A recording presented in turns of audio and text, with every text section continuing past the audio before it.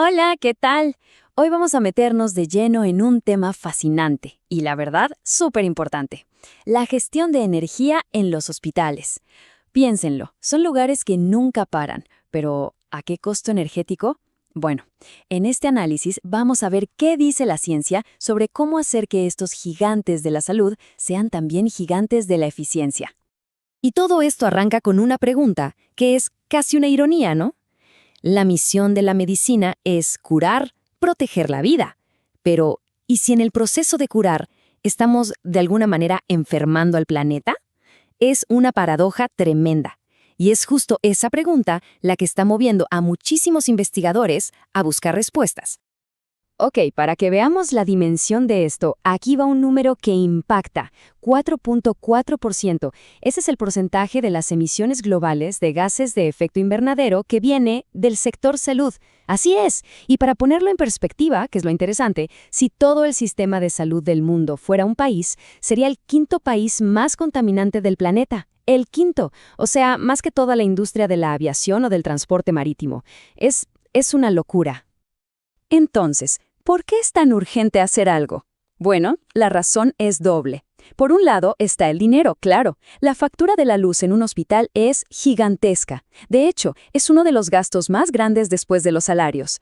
Ahorrar energía es sencillamente ahorrar un montón de plata. Pero por otro lado, y quizás más importante, está la ética. El famoso juramento de primero no hacer daño ya no puede aplicarse solo al paciente en la camilla. Ahora tiene que ver con no dañar a la comunidad entera, al planeta. Muy bien, para que no nos perdamos, este es nuestro plan de vuelo de hoy. Vamos a empezar con esa paradoja del sector salud. Luego haremos un diagnóstico para ver a dónde se va toda esa energía. Después veremos qué soluciones existen, cómo se ponen en práctica y al final hablaremos de los obstáculos y de ese concepto genial del hospital verde. Listo. Arranquemos con el primer punto, la paradoja del sector. Y es que para encontrar buenas soluciones, primero hay que entender por qué los hospitales son, bueno, tan especiales y tan demandantes de energía. Un hospital es como una ciudad que nunca duerme. Literalmente, funciona 24 horas, 7 días a la semana. Ese es el primer punto. Luego, tenemos los equipos médicos. Esas máquinas de resonancia magnética o los tomógrafos son verdaderos monstruos energéticos, incluso cuando no están haciendo nada. Pero aquí viene el factor clave: el aire. En lugares como un quirófano, las reglas son súper estrictas.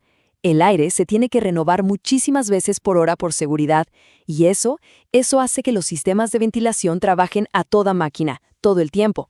Y claro, súmale la cantidad de gente, médicos, pacientes, visitas, que generan calor sin parar. Bien, pasemos al diagnóstico. Porque igual que un doctor no puede recetar un tratamiento sin saber qué tiene el paciente, en energía no se puede mejorar nada si no sabemos a dónde se está yendo. Así que la pregunta es: ¿quién se está comiendo toda esa electricidad? La ciencia nos da algunas pistas, unos puntos de referencia para comparar.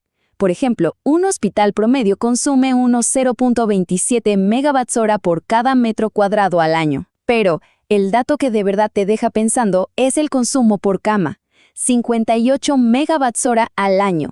Para que nos demos una idea, eso es lo que gastan entre 15 y 20 casas en todo un año. Y eso por una sola cama de hospital.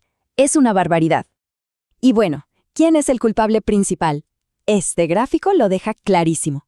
El gran consumidor de energía en un hospital, y por mucho, es el sistema de climatización y ventilación, el HVAC como se le conoce.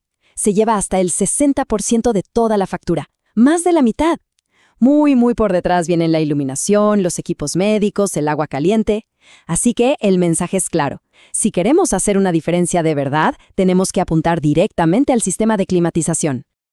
Ya tenemos el diagnóstico. Ahora vamos al tratamiento. Y aquí vienen las buenas noticias. Hay un montón de soluciones, un verdadero arsenal de tecnologías ya probadas para bajarle al consumo. Los expertos las agrupan en dos categorías principales. Tenemos dos caminos, las estrategias pasivas y las activas. Pensemos en las pasivas como la medicina preventiva. Se trata de diseñar el edificio de forma inteligente desde el principio para que necesite menos energía. Y luego están las activas, que serían como el tratamiento. Se enfocan en hacer que los equipos que ya existen, el aire acondicionado, las luces, funcionen mucho mejor. Lo bueno de estas es que se pueden aplicar en hospitales nuevos y también en los que ya tienen sus años. Veamos un poco más de cerca esas estrategias pasivas. Suena técnico, pero es pura lógica. Hablamos de cosas como orientar bien el edificio para que aproveche el sol en invierno, pero no se cocine en verano, o de usar un buen aislamiento en paredes y ventanas para que no se escape el frío o el calor. También de poner aleros o persianas para controlar el sol, incluso de usar materiales que guarden el calorcito y lo liberen poco a poco. Y claro, diseñar para que entre aire fresco natural donde se pueda sin tener que prender una máquina. Ahora, del lado de las medidas activas, los ahorros potenciales son impresionantes. Por ejemplo, si se instalan unos aparatos que hacen que los motores de la ventilación funcionen solo a la velocidad que se necesita, en lugar de siempre a tope, el ahorro puede llegar hasta un 50%. O algo tan simple como bajarle un poco a la ventilación de noche en áreas vacías, un 25% menos de consumo. Y ni hablar de cambiarse a luces LED, que gastan la mitad y además generan menos calor, o ponerse en soles para que la luz se apague sola. Son cosas que suman, y mucho. Pero claro, tener una lista de soluciones geniales no sirve de nada si no sabemos cómo ponerlas en práctica. No es solo comprar tecnología nueva. Para que esto funcione de verdad, se necesita un plan, un método que nos asegure que las buenas ideas se conviertan en ahorros reales y duraderos. Para organizar todo esto, existe un estándar mundial que es como la guía maestra, la norma ISO 5001. Lo genial de esto es que no es algo que se hace una vez y ya. Es un ciclo que nunca para. Primero, se planifica. Vemos dónde estamos y a dónde queremos llegar. Luego, se hace. Se implementan los cambios. Después, se verifica. Medimos para ver si funcionó. Y finalmente, se actúa. Corregimos lo que no anduvo bien y buscamos qué más podemos mejorar. Así, la eficiencia se vuelve parte de la cultura del hospital. Ahora, si hablamos de remodelar un hospital que ya existe, el proceso es un poco más como una receta de cocina paso a paso. Se empieza con un diagnóstico energético a fondo para ver dónde están las fugas. Con eso se planea qué se va a hacer. Luego se analiza si es técnica y económicamente viable. Después, manos a la obra, se implementa todo. Y al final, la parte más importante, se mide y se verifica que de verdad se está ahorrando lo que se prometió. Esto es clave para demostrar que la inversión valió la pena. Y atención, porque aquí hay una regla de oro en la que todos los expertos coinciden. El orden de los factores sí altera el producto. La clave es reducir primero. Siempre hay que empezar por las medidas que bajan la demanda, poner mejores ventanas, cambiar las luces. Es como tapar los agujeros de una cubeta antes de pensar en cómo llenarla de agua. Solo cuando ya se necesita menos energía, ahí sí tiene sentido pensar en poner paneles solares. Si se hace al revés, se terminan comprando sistemas de generación mucho más grandes y caros de lo necesario.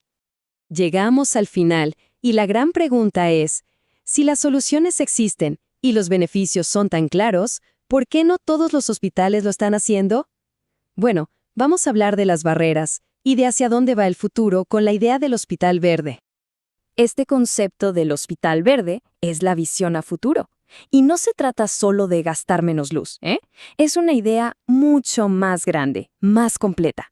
Implica pensar en todo de manera sostenible. Cómo se manejan los residuos, cómo se ahorra agua, qué tipo de materiales se compran. Es integrar la ecología en cada decisión del hospital. Pero claro, para llegar a ese hospital ideal, hay que saltar varias vallas.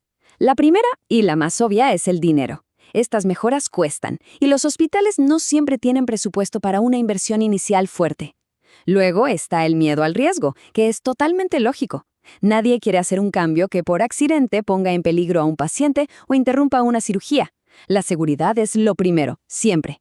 Y por último, muchas veces faltan leyes o normas que empujen o ayuden a los hospitales a ser más eficientes. Al final, todo se resume en esta frase, que ya es un lema en el sector. La misión es curar sin dañar. La gran conclusión de todo esto es que ser sostenible ya no es una opción para un hospital, es una obligación, tanto por ética como por economía. La misión de sanar tiene que ser completa, y eso significa curar al paciente sin enfermar al planeta del que todos dependemos. Y cerramos con una pregunta para dejar pensando.